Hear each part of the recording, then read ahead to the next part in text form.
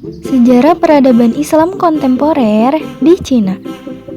Sebelum tonton videonya, jangan lupa subscribe, like, dan share video ini. Kalian juga boleh follow my akun Instagram. Kalian tahu nggak sih, Cina atau Tiongkok adalah negara dengan jumlah penduduk terbanyak di dunia. Cina juga merupakan salah satu negara terbesar di dunia dengan luas wilayahnya sebesar 9.596.960 km persegi. Luas wilayah ini menjadikan Cina sebagai negara terbesar keempat di dunia. Kini, populasi Tiongkok lebih dari 1,3 miliar jiwa atau dengan pertumbuhan penduduk sebesar 0,37% pada tahun 2018 dan menjadi yang terbanyak di dunia. Tiongkok berencana menjalankan sensus penduduk nasional yang ke-6 pada tahun 2010. Cina yang memiliki nama lengkap Republik Rakyat Cina atau People's Republic of China ini secara politik pemerintahannya dikuasai oleh hanya satu partai saja, yaitu PKC atau Partai Komunis Cina. Berbicara tentang Islam di Cina, Islam di Cina merupakan suatu fenomena khas yang memiliki distingsi tersendiri yang membedakan mereka dengan grup muslim minoritas lainnya. Tidak hanya berbicara relasi mayoritas dan minoritas, Islam di Cina juga harus berhadapan dengan beberapa konvergensi. Berbeda dengan grup muslim minoritas lainnya, muslim di Cina pada dasarnya terbagi ke dalam dua grup etnis besar, yaitu Hui dan Uighur. Hui merupakan perwakilan penduduk Cina Tulen atau Cina proper yang tersebar di beberapa kawasan urban di Cina. Sedangkan Uighur merupakan etnis keturunan Turki lama atau Old Turkic yang tersebar terutama di kawasan barat laut Cina. Selain di kawasan Xinjiang, komunitas muslim Cina tidak berkonsentrasi di suatu kawasan tertentu. Mereka tersebar di seluruh belahan negara tersebut. Fakta ini telah memunculkan suatu diversifikasi yang cukup besar bagi muslim Cina. Lalu, gimana sih sejarah masuknya Islam ke negeri Cina? Di negeri tirai bambu tersebut, Islam telah masuk dan mewarnai kehidupan masyarakat sejak abad ke-7 Masehi. Awal mula masuknya Islam ke Cina adalah ketika masa Khalifah Utsman bin Affan. Beliau meminta kepada paman Rasulullah yaitu Sa'ad bin Abi Waqqas secara pribadi untuk membangun hubungan dengan negara Cina, yaitu dengan misi mendakwahkan agama Islam. Sahabat Sa'ad bin Abi Waqqas sangat diterima dengan baik oleh Kaisar pada masa dinasti Tang. Ia membawa salinan Al-Quran dan menyebarkannya di berbagai tempat.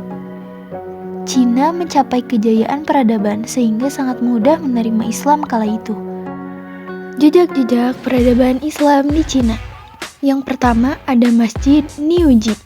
Masjid ini sangat terkenal di ibu kota Cina atau Beijing, dan masjid ini merupakan pusat komunitas muslim di sana. Dalam sejarahnya, Masjid Niuji menjadi titik awal masuknya Islam ke Cina dan dibangun pada 996 Masehi. Yang selanjutnya adalah Masjid Raya Xi'an.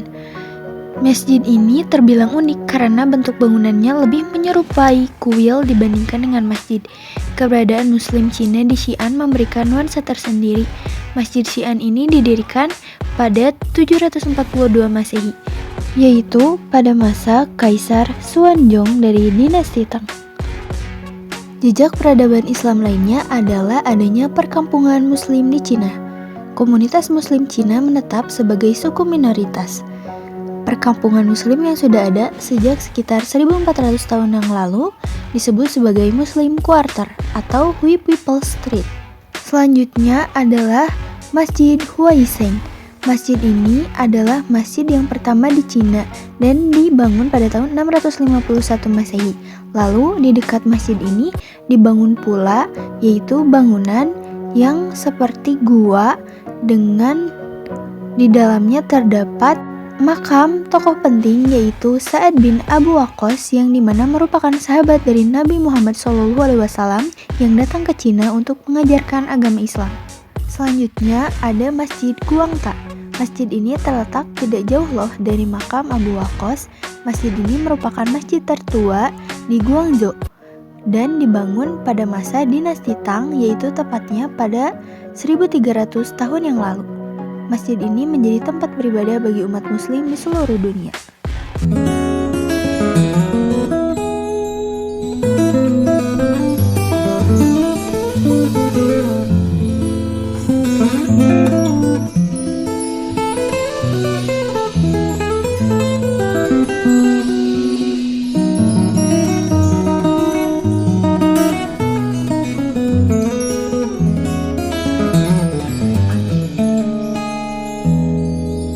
Muslim di Cina sangat taat dalam menjalankan ibadahnya.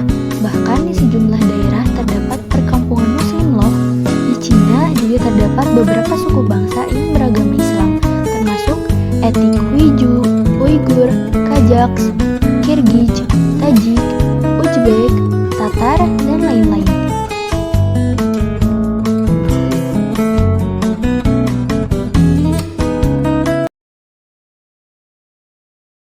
Etnis Uighur di Xinjiang terjadi pada 5 Juli 2009 silam. Saat itu minoritas Muslim Uighur melakukan aksi unjuk rasa atas tewasnya 2 pekerja Uighur. Unjuk rasa itu pun berakhir dengan pertumpahan darah yang menewaskan 197 orang.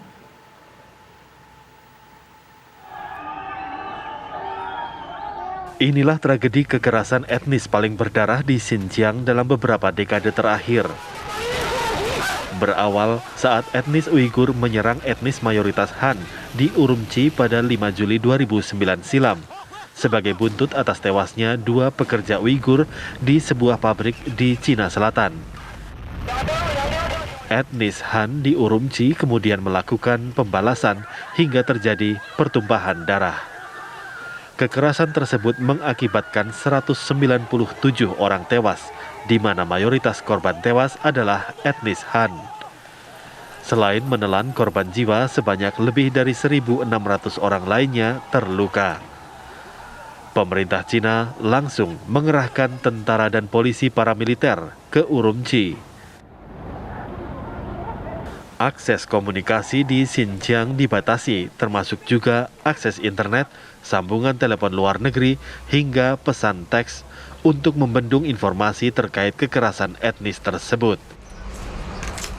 Cina menuduh kekerasan tersebut dipicu oleh kelompok separatis yang menuntut kemerdekaan Turkistan Timur.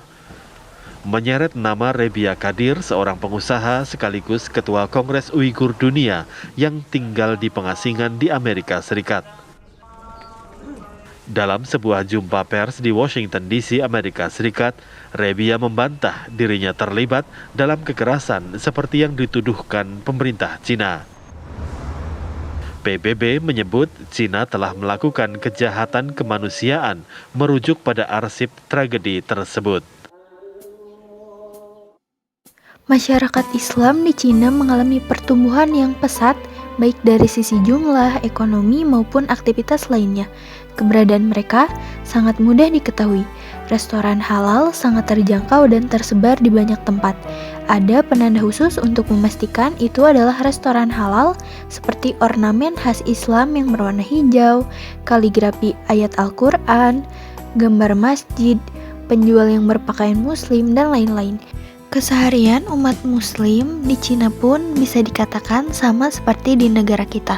Mereka juga melakukan hari-hari raya seperti Hari Raya Idul Fitri, Idul Adha, melakukan puasa Ramadan, berkurban, dan ibadah-ibadah yang lainnya. Namun, walaupun begitu, karena kondisi umat Islam di Cina merupakan minoritas, sehingga terjadilah beberapa problematika dalam kehidupan umat Islam di Cina. Contohnya adalah adanya diskriminasi terhadap warga Uighur dan kelompok Muslim di Xinjiang.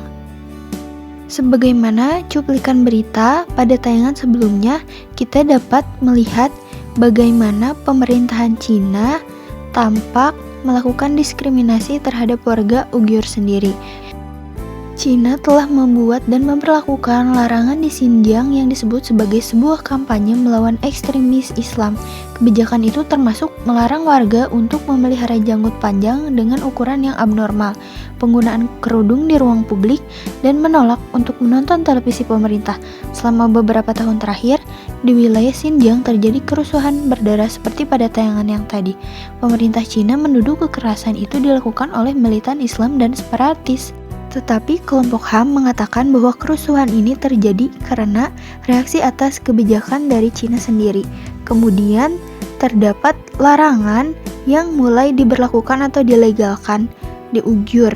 Kantor berita Reuters melaporkan bahwa peraturan yang baru tersebut adalah tidak mengizinkan anak-anak untuk mendapatkan pendidikan di sekolah milik pemerintah, tidak mematuhi kebijakan perencanaan keluarga, sengaja merusak dokumen hukum, dan warga Uyghur hanya boleh menikah dengan menggunakan prosedur agama.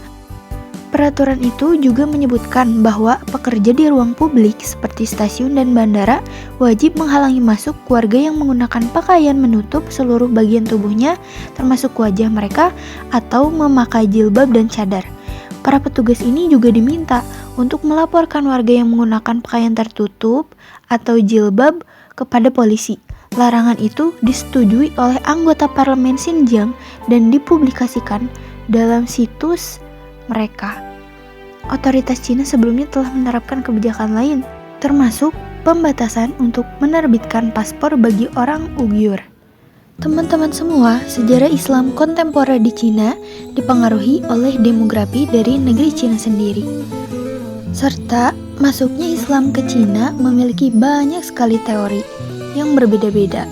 Contohnya saja ada 6 teori menurut Uka Chandra Sasmita, yaitu Islam masuk ke Cina dengan cara perdagangan, perkawinan, tasawuf, pendidikan, kesenian, dan politik. Masuknya Islam ke Cina juga ditandai oleh beberapa fase dan beberapa pendapat yang berbeda pula. Kemudian, meninggalkan jejak-jejak peradaban Islam, yaitu masjid-masjid dan bangunan-bangunan yang bersejarah, serta Islam terus berkembang di seluruh penjuru dunia termasuk di negeri Cina sendiri, serta bermunculan pula tokoh-tokoh Islam dan juga organisasi-organisasi Islam. Contohnya adalah organisasi Asosiasi Muslim Tionghoa dan Liga Pemuda Muslim Tionghoa. Kemudian saat ini pun perkembangan umat Islam di Cina semakin pesat diiringi dengan majunya teknologi dan zaman di era modern ini. Walaupun demikian masih terdapat problematika dalam kehidupan umat Islam di Cina karena latar belakang umat Islam yang minoritas. Namun, menjadi kelompok minoritas tidaklah menjadi penghalang mereka untuk terus taat dan menjalankan ibadah kepada Allah Subhanahu wa Ta'ala. Sekian saja yang dapat saya paparkan. Mohon maaf bila banyak kesalahan atau salah-salah kata. Wassalamualaikum warahmatullahi wabarakatuh.